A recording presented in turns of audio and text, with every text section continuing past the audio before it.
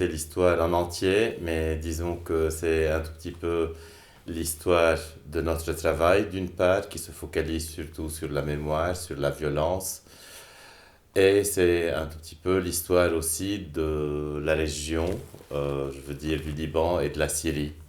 Et donc notre intérêt dans le sujet des détenus en prison syrienne est un intérêt qui date de plusieurs années. En 2012, il s'est concrétisé par une coopération avec une association qui rassemble des anciens détenus libanais qui ont passé de longues années de prison en Syrie. Et c'est comme ça que la machine s'est mise à l'œuvre.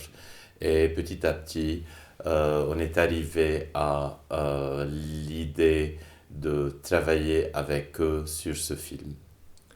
Et juste pour ajouter, le film est aussi une sorte de continuation de notre premier film qui s'appelle Massacre et qui fait le portrait de six hommes qui ont participé à la tuerie au massacre de Sabra et Shatila.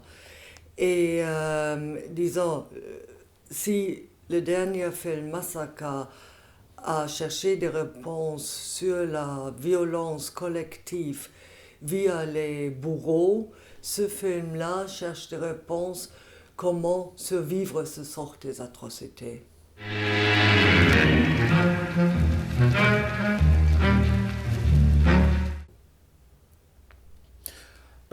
À part finalement faire des films, Monica et moi-même animons une association qui s'appelle OMAM Documentation et Recherche, qui travaille depuis déjà une dizaine d'années sur ce triangle mémoire, violence, présent. Et donc le travail filmique, dirais-je, s'inscrit dans une sorte de travail au quotidien qu'on dédie à ces trois thèmes dans leur actualité et non seulement dans leur histoire. Et donc, faire ce film, s'engager à faire ce film qui est en même temps euh, un témoignage contre quelque chose, contre une sorte de mal banalisé parce que souvent sous-médiatisé, est aussi un témoignage finalement pour ce travail qui essaye de mettre ensemble le passé et le présent, et bien sûr qui regarde vers le futur. Et j'ajouterais que nous vivons au Liban et depuis 5 ans, on est témoin ou on vit indirectement aussi au Liban la guerre en Syrie.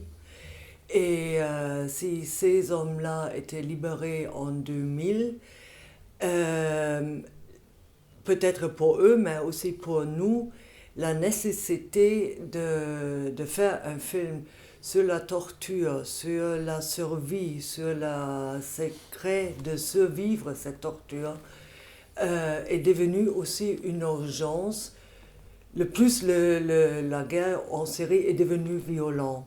Et aujourd'hui, ces hommes-là, qu'on voit dans le film et qui retournent à leur passé, bien sûr, ils parlent pour eux, mais ils parlent aussi pour ces 200 000 détenus syriens dans les prisons syriennes.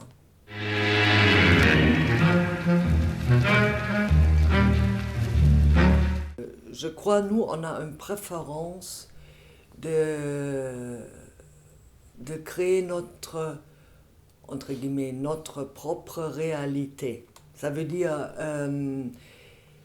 l'approche esthétique suit un peu l'approche de notre previous film qui est Massacre. Veut dire les deux films contiennent des interviews. Le film Tatmo a un autre élément qui n'est pas des interviews, mais pour rester sur les interviews, pour des raisons très différentes, mais les deux fois, on a tourné les interviews dans les lieux plutôt anonymes, mais mais qu'on peut identifier qu'ils sont situés dans une ville arabe par le son. Les raisons sont très différentes, mais je crois aussi que c'est une préférence esthétique. Maintenant, l'autre partie du film Tadmor, c'est le reliving, reenacting.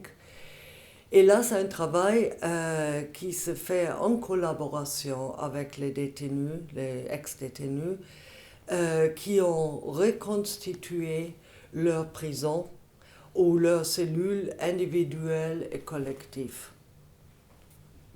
Oui, je dirais que finalement, comme Monica l'a dit, que c'est un travail qui commence par collecter des paroles, des témoignages et qui, à partir finalement de cette parole qui nous est confiée, on essaye de la porter un peu plus loin qu'elle ne veuille dire. Et ceci, finalement, c'est tout le travail qui se fait dans la salle de montage où finalement on devient en quelque sorte on devient les détenteurs de cette parole et en même temps ça devient notre responsabilité de la croiser, de la mettre ensemble et comme elle a dit aussi dans le cas de Tadmor, on est allé encore plus loin en laissant finalement la parole devenir mouvement. Et ce mouvement s'est fait à travers ce qu'on appelle le reliving ou la répétition volontaire par les victimes même de ce qu'ils avaient vécu. Et bien sûr, pour vivre ou pour revivre ces moments-là, il fallait que ce groupe se scinde continuellement en victimes et en bourreaux.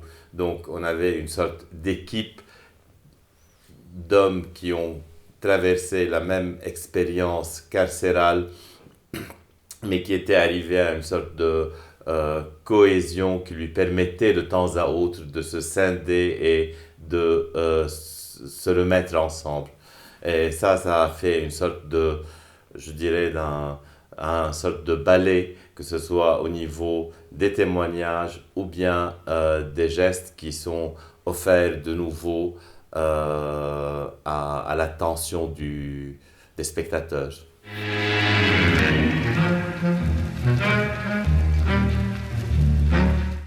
Pour nous, en tout cas, c'est un film très universel, dans le sens que même si l'actualité, par exemple, en série change, le film garde son actualité.